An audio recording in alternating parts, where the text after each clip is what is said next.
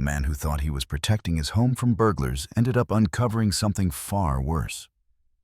A betrayal that didn't just shatter his marriage, but tore through multiple families like a storm no one saw coming. Sometimes, you go looking for safety, and instead, you find the truth. I thought I was protecting my home from burglars, Tyler begins. But instead, I uncovered the intruder that was already inside. Before we proceed, click like, hit subscribe, and stay tuned. Let's keep going. My name is Tyler.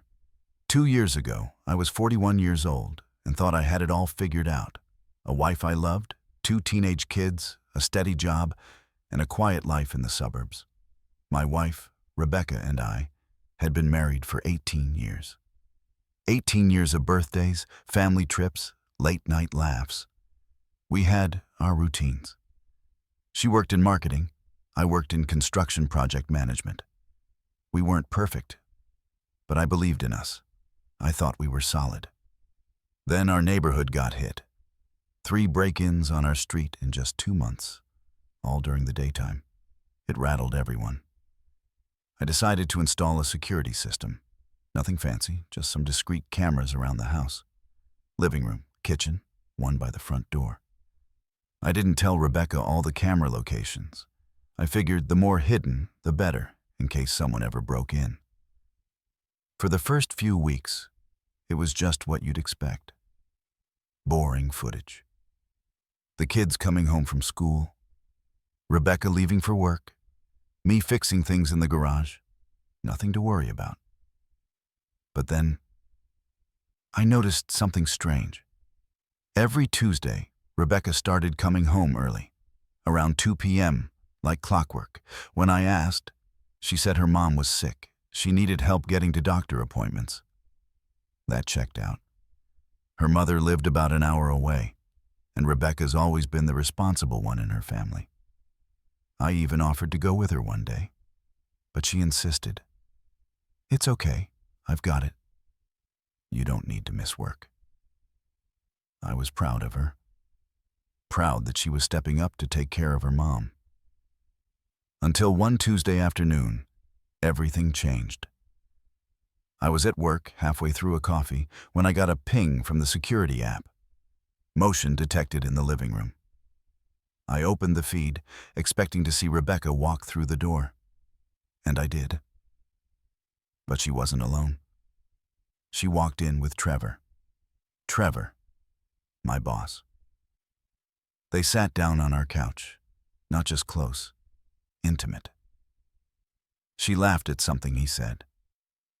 Then he leaned in and kissed her, and she kissed him back. I felt like the air had been sucked out of my lungs.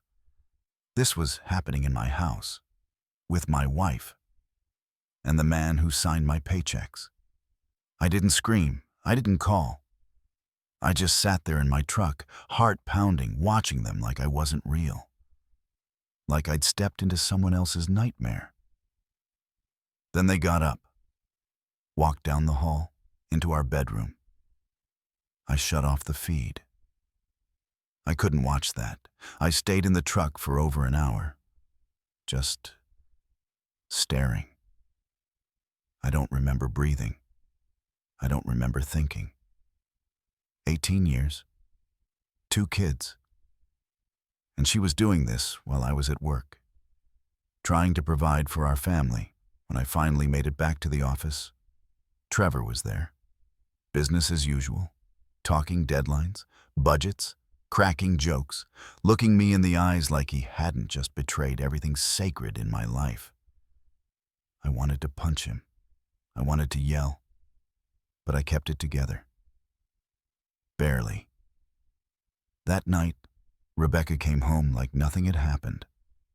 Told me her mom's appointment went fine, complained about traffic, said she was exhausted from the drive. And I just looked at her. She was lying so easily, so comfortably. It made me wonder, how long has she been doing this? How many lies had I swallowed? I didn't confront her, not yet. Instead, I dug deeper. I went back through weeks of security footage, hours of it, and what I found shattered me. It wasn't a one-time mistake. It was routine, every Tuesday, sometimes Thursdays, in our home, on our couch, in our bed. They laughed. They kissed. They were comfortable, relaxed, as if they belonged there. Like I didn't exist. Smash that like button, hit subscribe, and keep watching, because the best part's coming up next. I saved everything, every moment, every betrayal. Then I called a divorce attorney. They told me what I already knew. The footage was damning, and because we lived in a fault-based state, it would work in my favor. But I wasn't just betrayed by Rebecca. Trevor had a family too. A wife, Michelle. I'd met her at company parties.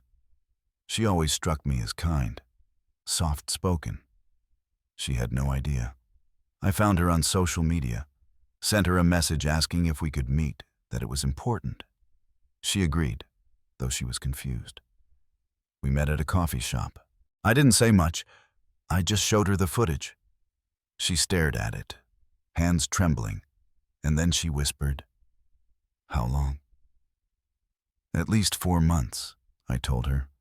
"Maybe more." She didn't scream. She didn't break down.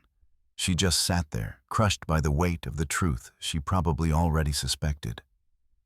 She thanked me, through tears, but she thanked me. 2 days later, I showed the footage to Rebecca. She didn't cry. She didn't apologize. She got angry. "You've been spying on me? That's sick, Tyler. You violated my privacy." She was more upset that I caught her than about what she'd done. She tried to justify it.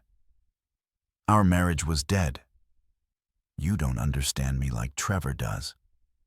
Trevor makes me feel alive." That was it. Not just the end of our marriage, but the end of any respect I had left for her. The divorce was quick. She didn't fight it. Her lawyer told her she didn't have a chance in court. She moved in with Trevor, but karma came fast. When Trevor's company found out, he was fired. They had a strict no conflict of interest policy, and he had just destroyed the life of one of his own employees. In an industry like ours, word spreads. No one wanted to hire him after that. Rebecca lost her job too. Her employer didn't want the drama. Our mutual friends pulled away.